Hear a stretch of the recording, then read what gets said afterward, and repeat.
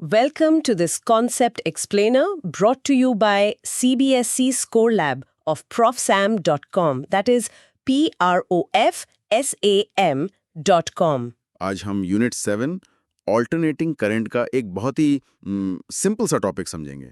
AC voltage applied to a resistor. हाँ, और इसको इतना आसान बना देंगे कि डर बिल्कुल निकल जाएगा और एग्जाम में फुल मार्क्स आएंगे। एक बात कभी सोची है, हमारे घरों में जो AC करंट है वो कहते हैं हर सेकंड में 50 बार अपनी डायरेक्शन बदलता है। हाँ, 50 हर्ट्ज फ्रीक्वेंसी है, मतलब 100 बार आगे पीछे। तो फिर एक सिंपल सा बल्ब या हीटर लगातार बिना झिलमिलाए रोशनी या गर्मी कैसे देता है?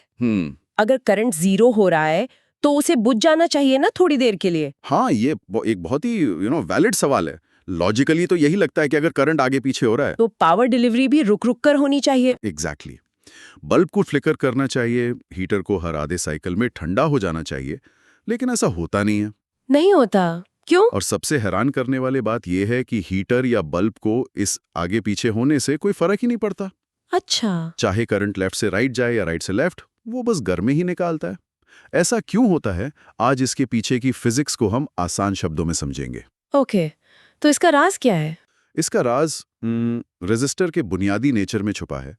एसी सर्किट के 3 मेन कंपोनेंट्स हैं, रेजिस्टर, इंडक्टर और कैपेसिटर। हाँ, R, L और C। राइट।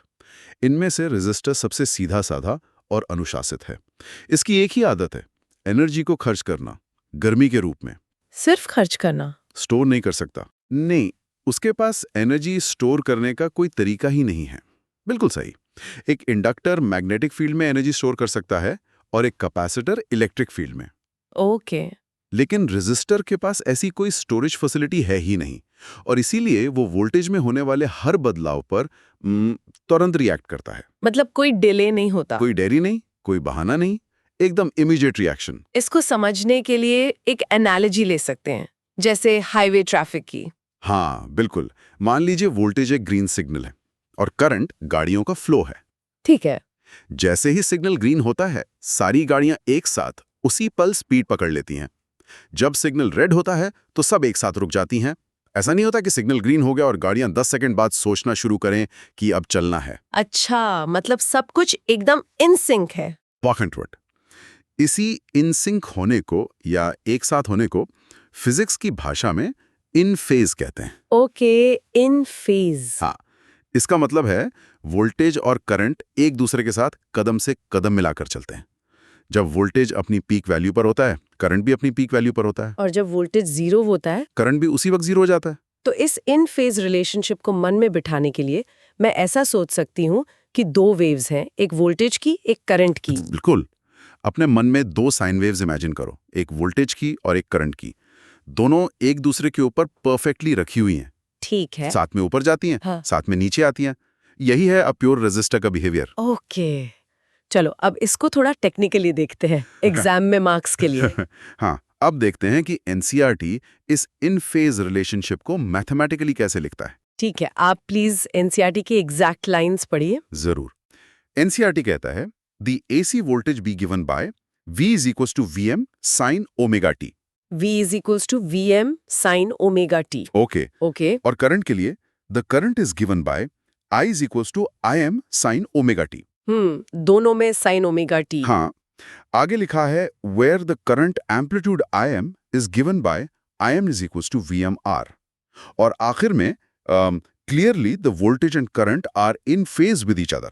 ये sin omega t दोनों इक्वेशंस में बिल्कुल सेम है, इसका क्या मतलब हुआ? मतलब यही इन फेज वाली बात है ना? यही तो पूरी कहानी बता रहा है।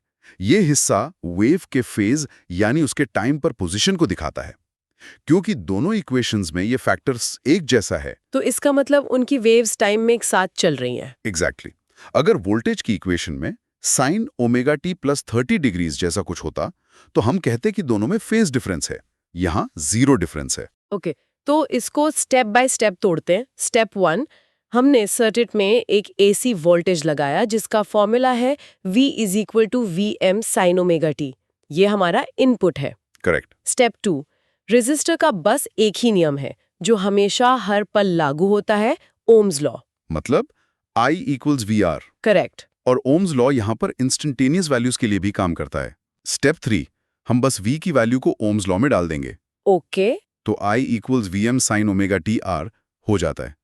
अब इस VMR को हम एक नया नाम दे देते हैं IM, यानी मैक्सिमम करंट। और इससे हमारी फाइनल इक्वेशन बन जाती है I = Im sin omega T. हाँ, अब साफ दिख रहा है कि वोल्टेज और करंट दोनों का बिहेवियर साइन ओमेगा टी से ही कंट्रोल हो रहा है। इसलिए इन phase. Hope everything is clear so far. This concept explainer is from profsam.com, that is profsam.com. अब आते हैं पावर वाले पजल पर। हाँ, कि बल्ब लगातार क्यों जलता है? पावर का फॉर्मूला होता है P = V × I। अगर हम दोनों की वैल्यूज डालें तो P = Vm sin omega T × Im sin omega T. तो ये बन जाएगा P = Vm Im sin square omega T. Right, और यहाँ पर हीरो है ये स्क्वायर का निशान। अच्छा, स्क्वायर। क्योंकि साइन ओमेगा टी पॉजिटिव भी हो सकता है और नेगेटिव भी, लेकिन साइन स्क्वायर ओमेगा टी तो हमेशा पॉजिटिव रहेगा या जीरो? हाँ, किसी भी नंबर का स्क्वायर नेगेटिव नहीं हो सकता। प्रिसाइजली। इसका मतलब पावर हमेशा पॉजिटिव है। सर्किट हमेशा एनर्जी ले रहा है, दे नहीं रहा। ओ, इसीलिए बल्ब लगातार जलता है और हीटर लगातार गर्म रहता है। बिल्कुल। भले ही करंट अपनी डायरेक्शन बदल रहा हो, पावर की डिलीवरी एक ही डायरेक्शन में, मतलब सर्किट के अंदर होती रहती है। इसे पावर डिसिपेशन कहते हैं। वाह, तो I2R वाला फॉर्मूला भी यहाँ काम करता है। बिल्कुल। पावर का एक और रूप है P = I²R। यहाँ भी करंट I का स्क्वायर हो रहा है। ठीक है। तो जब करंट नेगेटिव भी होता है, उसका स्क्वायर पॉजिटिव हो जाता है और पावर डिसिपेशन पॉजिटिव रहती है। तो रेजिस्टर हमेशा एनर्जी को गर्मी में बदलता है, चाहे करंट किसी भी दिशा में हो। एकदम सही। एक छोटा सा प्रैक्टिकल एग्जाम्पल लें ताकि नंबर्स में ही कॉन्सेप्ट क्लियर हो जाए। हाँ, जरूर। मान लीजिए हमारे घर की सप्लाई 230 वोल्ट्स RMS है। ठीक है। और हमने एक 46 ओम का हीटर लगाया है। ओके, 230 वोल्ट्स और 46 ओम्स। ठीक है, तो सबसे पहले हम RMS करंट निकालेंगे। फॉर्मूला बिल्कुल DC जैसा ही है। IRMS = VRMS/R। तो 230 वोल्ट्स को 46 ओम से डिवाइड करेंगे तो जवाब आएगा 5 एम्पियर। सही है, ये हुआ RMS करंट। और एवरेज पावर कितनी खर्च होगी? उसका formula P average = IRMS square × R है ना? हाँ, मतलब 5 का स्क्वायर यानी 25 को 46 से मल्टीप्लाई करेंगे। ये हुआ 1150 वॉट्स। 1150 वॉट्स, इतनी पावर वो हीटर हर सेकंड कंज्यूम कर रहा है। और उससे हीट में बदल रहा है। देखा, RMS वैल्यूज यूज करके AC की कैलकुलेशन भी DC जैसी आसान हो जाती है। बिल्कुल। रेजिस्टर तो कहानी का सबसे सिंपल कैरेक्टर है। सही कहा।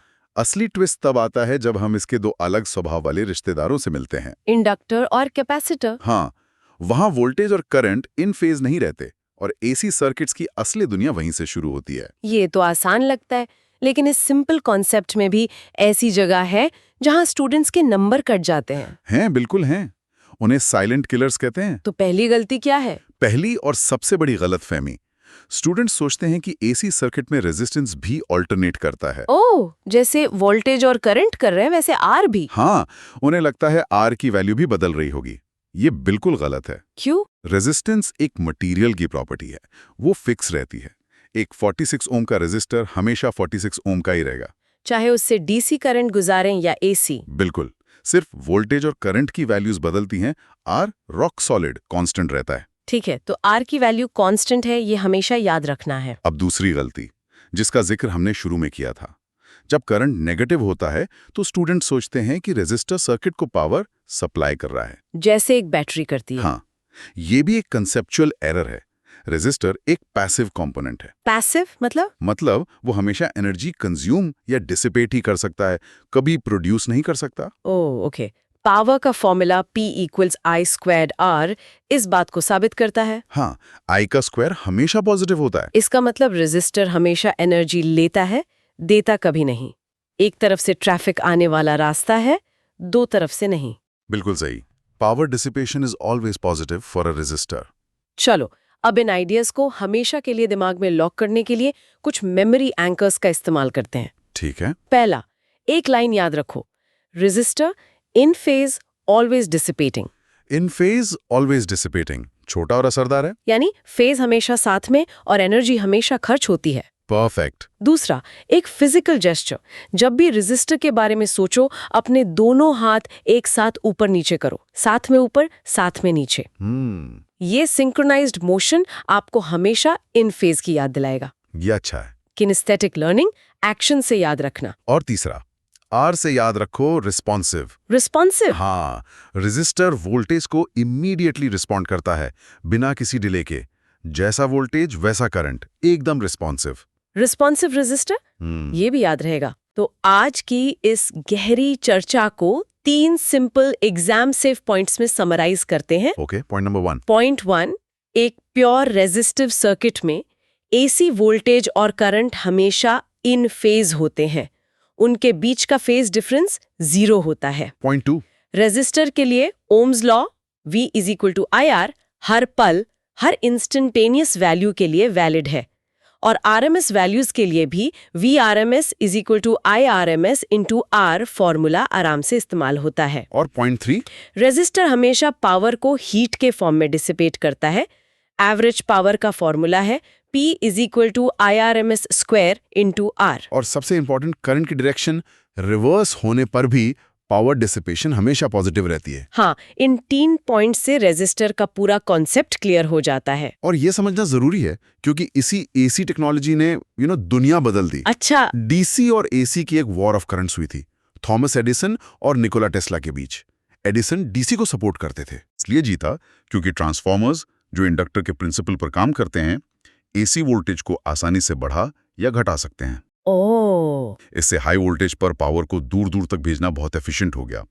बिना एसी और उसके कंपोनेंट्स की समझ के हमारा आज का पावर ग्रिड मुमकिन ही नहीं होता। वाह, मतलब इन सिंपल कंपोनेंट्स के पीछे पूरी इंडस्ट्रियल रेवोल्यूशन की कहानी है। बिल्कुल। एक आखिरी सवाल छोड़ जाते हैं लिसनर के लिए।